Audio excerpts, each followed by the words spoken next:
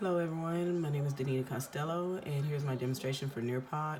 I'm on the Nearpod lesson site and I'm going to go ahead and start with the live lesson. You can create your own, but since I've already have this one created for my second grade class, I'm going to go ahead and do the live lesson.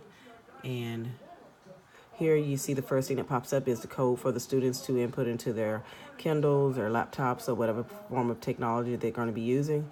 And then once most of them or all of them have the code in their computers, then you can go ahead and close it out, but it's still projected up here in the left-hand corner of the screen so they can still log on if they haven't done so already. Here, this activity is addition with regrouping.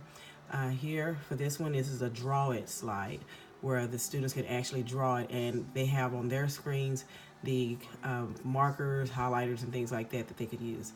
And you'll notice also down here at the bottom, it has where you can hide the student names if you want to project their work on the screen as they're completing the assignment so that no one knows who it is. They can remain anonymous.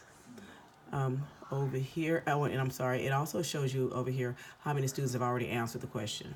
So once you see 100% or whatever the total is that you're looking for, you can move on to the next slide. On this slide, you have an open-ended question. So this one, where it's asking why is it important to regroup properly and when, students can go ahead and input their answer.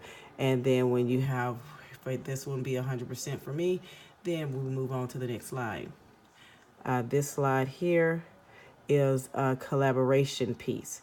So if you want to use the collaboration piece, you will just go ahead and post a question and then have the students to go ahead and answer it collectively as a group.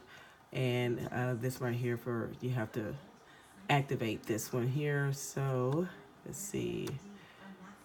Here we go. So here, this one is problem solving. When do you know when to add or subtract to solve a problem? Okay, got it. Put that out. Okay, and then when you're ready to move on, or you can actually take the time out to go ahead and share some of the students' thoughts that they had with their group. Okay, the next slide involves a quiz.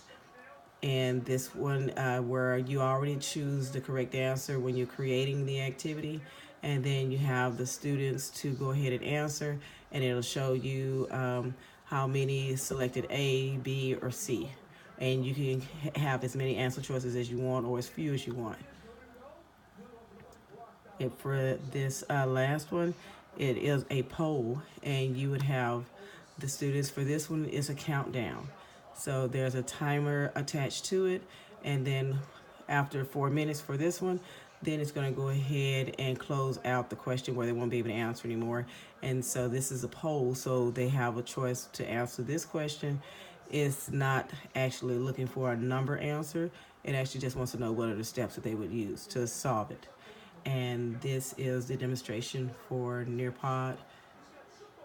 Thanks.